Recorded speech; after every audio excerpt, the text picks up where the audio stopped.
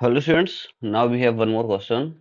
A person south facing the observer in east. तो देखो यहाँ पर ना ये ईस्ट वैसे स्टार्ट हो गया है। तो यहाँ पर हमें क्या करना पड़ेगा, सबसे पहले ना एक डायरेक्शन बनाने होंगे। तो डायरेक्शन इस टाइप से आप जैसे ज्योग्राफी में बनाते हो ना वैसे ही बनाओगे। So it is west, east, north, south. Okay. तो एक पर्सन है वो साउथ कर रहा है, मतलब आवाज दे रहा है facing the observer in east. तो ईस्ट डायरेक्शन में कोई ऑब्जर्वर बैठा हुआ है और यहाँ पर एक पर्सन है और वो कुछ साउंड कर रहा है, मतलब आवाज दे रहा है। तो वो साउंड इस डायरेक्शन में भेज रहा है। लेकिन क्या हो रहा है, the wind is flowing with a speed of 10 metre per second toward north. लेकिन यहाँ पर एक विंड है, हवा चल रही है और वो कहाँ चल रही है, नॉर्थ डायरेक्शन में। मतलब विंड की जो स्पीड है या डायरेक्शन है वो है नॉर्थ डायरेक्शन में, और जो पर्सन का साउंड है वो कहाँ पर है, ईस्ट डायरेक्शन में है। स्पीड ऑफ साउंड भी दी है। तो साउंड जो भी है, तो स्पीड ऑफ साउंड को हम एक काम करते हैं, V1 नाम दे देते हैं। Speed of sound, speed of sound को नाम दे देते हैं हम लोग V1। और इसकी वैल्यू लिख देते हैं, वो कितनी है, 330 मीटर पर सेकेंड। और विंड की जो स्पीड है उसको V2 नाम दे देते हैं। स्पीड ऑफ विंड,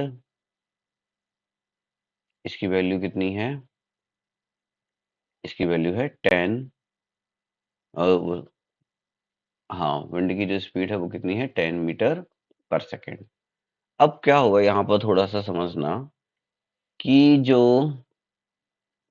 साउंड है वो सीधा जाना चाहता है, लेकिन विंड उसको ऊपर की डायरेक्शन में खींचना चाहती है। हाँ, ऊपर से मतलब अभी नॉर्थ है।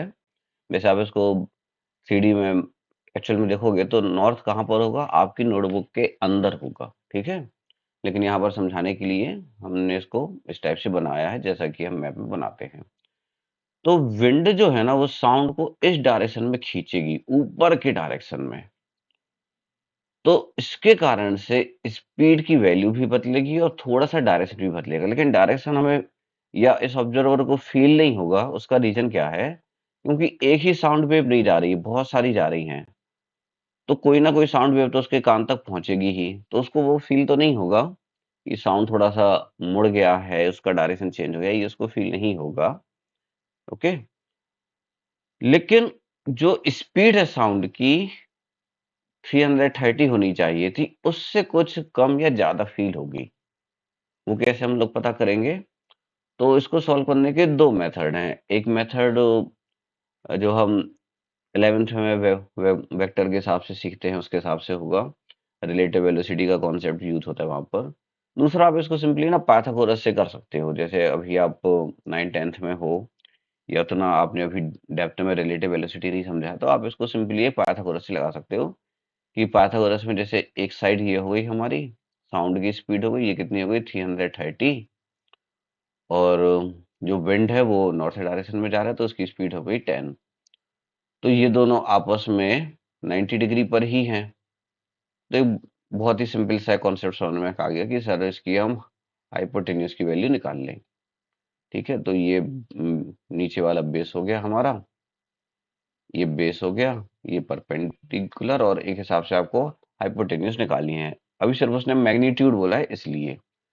बाकी और कुछ चीज़ अगर ऐसी होती तो हम और भी चीज़ों को समझते वहाँ पर कि कितने एंगल पर निकालना है, क्या करना है।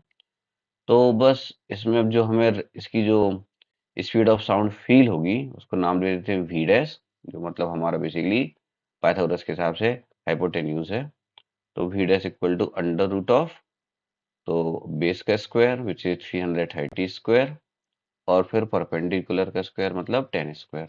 अब फर्दर सॉल्व करने की रिक्वायरमेंट तो हमें है नहीं, क्योंकि फर्स्ट ऑप्शन ही हमारा मैच हो चुका है। तो फर्दर हमें कोई भी सॉल्व करने की रिक्वायरमेंट नहीं है। अगर होती तो फिर आप इसको फिर 330 का स्क्वायर, 10 का स्क्वायर ये सब निकाल कर सॉल्व करते हैं। तो आई होप ये सॉल्यूशन आपको समझ में आया होगा। मिलते हैं नेक्स्ट वीडियो में।